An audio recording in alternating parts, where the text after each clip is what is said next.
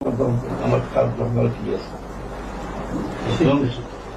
আমাদের ইসলামের বাংলাদেশে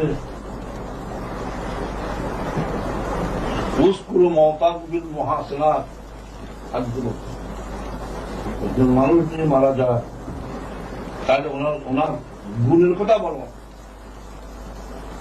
গুণের কথা বলতে হবে। ওনার কোন দোষের মাংস মাত্র দোষ থাকবেই, অনেক মাত্র দোষের দোষ উল্লেখ করে না, গুণেরটাই গুণদান যে মানুষকে ভালোবাসা মানবতা হিসাবে তাদেরকে খুব ভালো মানুষের মর্যাদা দিয়েছে এবং জ্ঞানও পর্যন্ত ইসলামী জ্ঞান বই বুঝতে করি এবং ভালো জ্ঞান রাখতেন আর ভালো মানুষের হিসাবে মানুষের মর্যাদা পুনর করতেন।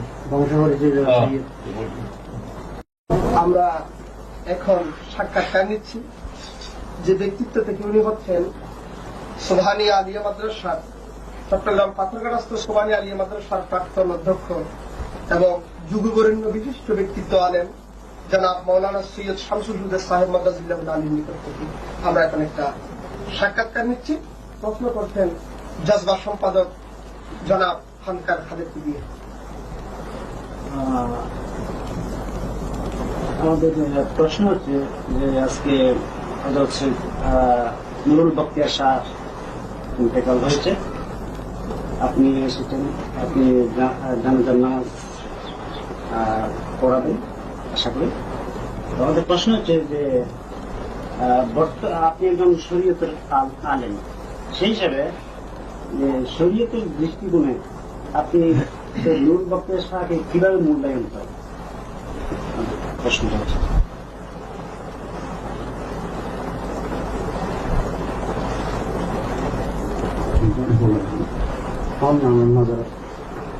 আপনি যেভাবে ওনাকে মানে মূল্যায়ন করেন সেটা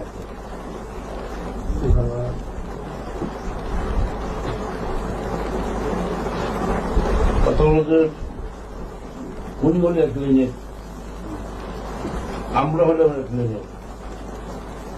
তো আমি প্রশংসা শুনছি কোন বিশেষভাবে একসঙ্গে বসে সঙ্গে কোন রকম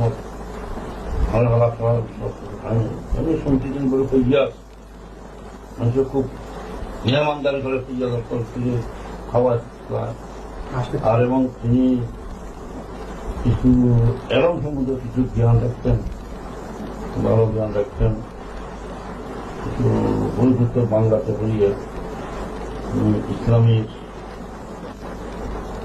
ইসলাম সম্বন্ধে আইডিয়া আসিল কিছু এবং কোন রকমের প্রশ্ন যদি সেখানে হতো সেই জায়গায় উত্তর দিয়ে অবশ্যই সন্তুষ্টজনক এগুলো আমার শোনা। আপনি ব্যক্তিগত অভিমত সমাধান করেন বংশগত আছে, পূর্ব বংশধর সেই খানদান আছে। তারপর বাংলাদেশ কথা বলে না যে ব্রাহ্মণ যদি কি হয় একদম অশিক্ষিত হয় তার খুব দূর গুণবয় হিসাবে ভালো বংশ হিসাবে তার জ্ঞান বুদ্ধি ভালো। তবে পাবন্দি ছড়ার মধ্যে ধরা খুব দূর ছড়ার পাবন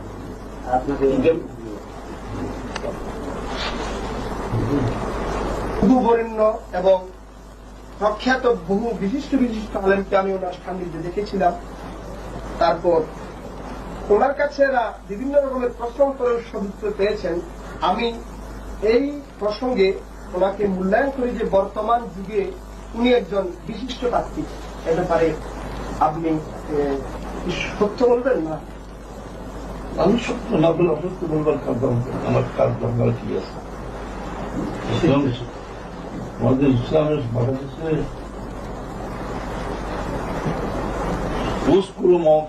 মহাসেনার একজন মানুষ যদি মারা যায় তাহলে ওনার গুণের কথা বলো, গুণের কথা বলতে হবে। ওনার কোন দোষের মাংস মাত্র দোষ থাকবেই, আমি মাত্র দোষের দোষ উল্লেখ করে না, গুণেরটাই ওদের গুণদান যে মানুষের ভালোবাসা, মানবতা হিসাবে তিনি তো খুব ভালো মানুষের মর্যাদা দিয়েছেন এবং জ্ঞানও পর্যন্ত তিনি ইসলামী জ্ঞান বহির্ভূত করি এবং ভালো জ্ঞান রাখতেন আর ভালো মানুষের হিসাবে মানুষের মর্যাদা পুনরও করতেন।